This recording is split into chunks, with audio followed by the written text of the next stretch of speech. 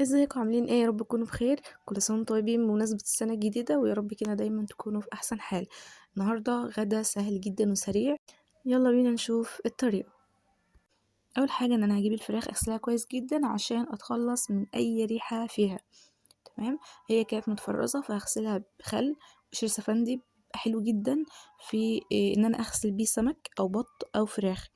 هجيب ملح وليمون وابدا ان انا اغسل الفراخ كويس عشان لو فيها اي ريحه زفاره. وبعد كده بقى هسيبها تتركين كده حوالي نص ساعه، على حسب ما هتسيبيها. بعد كده بقى جبت بسله، هنعمل بسله. جبت كميه البسله والجزر كانت لسه فريش. بعد كده بقى هجيب الطماطم هفرمها. نسيت ان انا اصور لكم كميه الطماطم قبل ما افرمها، لان برضو بتفرق. على حسب نوع الطماطم، على حسب ان كانت حمرا او خضرا. في طماطم بتبقى مش محصرة احمر ولا اخضر، بتبقى صفرا. بعد كده بقى جبت بصلتين، واحدة وسط والتانية كبيرة نوعا ما يعني. بمناسبة السنة الجديدة كل سنة وانتم طيبين. وصحابي اللي هم اخواتي المساحة كل سنة وهم طيبين. بالذات يوستينا صاحبتي، بجد من اكتر الشخصيات اللي بحبها هي وماري. عايزه اقول لكم ان هي اول ما فتحت قناه وقلت انا عايزه اعدد اشتراكات في القناه، لقيتها بتقول لي انا معاكي وشارت اللينك عندها وناس كتير دخلت من عندها اشتركت في القناه. بجد بحبها جدا وهي شخصيه لطيفه جدا. ماري طبعا، معرفتي بيوستينا بقالها 5 سنين. كنا مع بعض كده في الدروس والثانوية. بس بجد فاجئت ان هي معايا في الكلية وفي نفس القسم بتاعي، وبجد بحبها قوي. هكمل بقى تقطيع البصل. قطعته، دي كانت اخر بصلة. هنقلها في طبق واغسل البسلة كويس جدا واصفيها من اي مية فيها. بعد كده هجيب حلة واحطها على النار، وهحط فيها مقدار سمنة على زيت. المقدار اللي انتوا شايفينه قدامكم ده المقدار المناسب لكمية البسلة. انا فكرة انا حطيت كمية السمنة دي وحطيت كمية الزيت.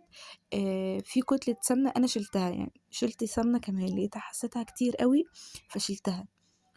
هسخنها كويس واوطي النار زي ما انتوا شايفين. واول ما تسخن هحط البسلة عليها، بس اتاكد كويس ان البسلة ما فيهاش اي مية من بعد ما غسلتها. وابدا ان انا اقلب فيها عشان تنزل كل المية اللي فيها. اول ما تبدا تنكمش وخلاص ما عادش فيه مية في الحلة، هنزل عليها البصل. جنبيها بقى هجيب حلة احط فيها مية، ويحط ورقتين لوري او على حسب، يعني هو الورق ده كان حجمه صغير فكنت حاطه حوالي 3 ورقات كده. وحطيت بقى ايه فلفل اسود وحبهان وحاجات اعشاب كده مش عارفاها. بعد كده هغطي الحلة وابدأ بقى كل شوية اقلب في البسلة كمان. هنا هبدأ احط معلقتين سكر. انا نسيت احطهم هنا قبل ما احط البصل، بس هرجع احطهم على الصلصة. السكر بيخلي طعم البسلة مسكر كده وطعمها بيبقى حلو جدا. جربوها، انا اصلا عاملة معاكم فيديو قبل كده للبسلة. ف هو الفيديو ده. حطيت بقى البصل بعد ما خلاص ما عادش فيها اي مية وهي انكمشت اصلا. هبدأ بقى ان انا اقلب برضو ولحد ما البصلة تتبل. هاجي الاقي ان البصلة بدأت تتبل هحط توم. يعني بدأت تتبل كده هحط توم. بعد كده يعني هقطعه. كانوا 4 توم. هبدأ هرسهم واحطهم على البسلة. اول ما حطيتهم على البسلة ادوا ريحة حلوة قوي. البخار اللي كان طالع ده كانت ريحته حلوة قوي من التوم. هاجي هنا ابص على المية الاقيها بتغلي، احط فيها الفراخ. الفراخ انا عملت لها ميه ليه؟ الميه دي هغليها وبعد كده احط فيها الفراخ. احطها عشان الفراخ كانت في الفريزر من شهر، فعشان كده احطها وهي يا دوب هتاخد غلوة او 2. واطلعها تاني. بعد كده هرجع تاني للبسلة. البسلة يعني شوفوا بقى شكلها بقى عامل ازاي، اللي هو اصلا كلها دبلت ما عادش فيها حاجة. اول ما تبقى بالشكل ده احط عليها الطماطم. كمية الطماطم واحط بقى عليها السكر، لان انا قلت لكم نسيت احط السكر في الاول فهحطه هنا. ما بتفرقش، بس يفضل في الاول. هنا بقى حطيت حوالي معلقتين او معلقتين ونص، يعني بصوا على حسب بقى ما انتوا عايزين. حطيت ملح، توم، كزبرة ناشفة، وبس، وبابريكا تقريبا. بعد كده بقى هقلب واغطي عليها واسيبها. انا مش فاكره حطيت بابريكا ولا لا، مش فاكره.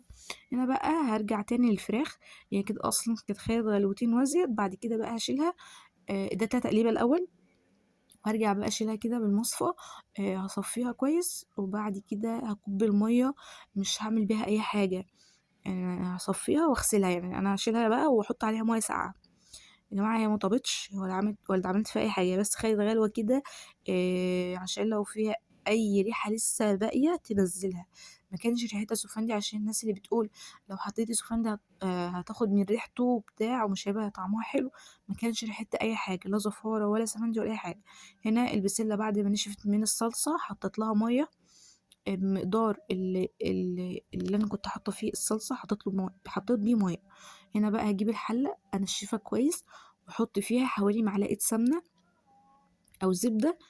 ما بفضلش زيت، سمنه او زبده. الطريقه دي كويسه جدا وعملت فرق حلو قوي.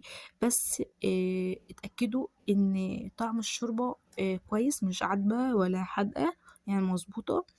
بعد كده بقى اسيبها تسخن، وهجيب الفراخ ارصها كده في الحله. وانا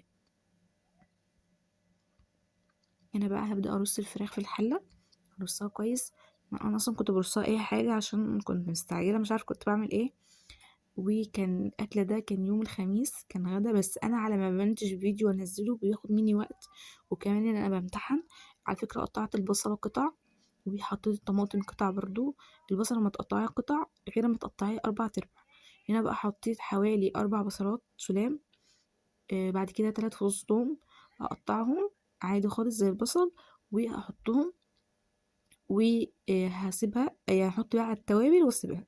حطيت كمون، فلفل اسود حاجه بسيطه جدا، وكزبره ناشفه، وملح. الملح يفضل، بابريكا كمان.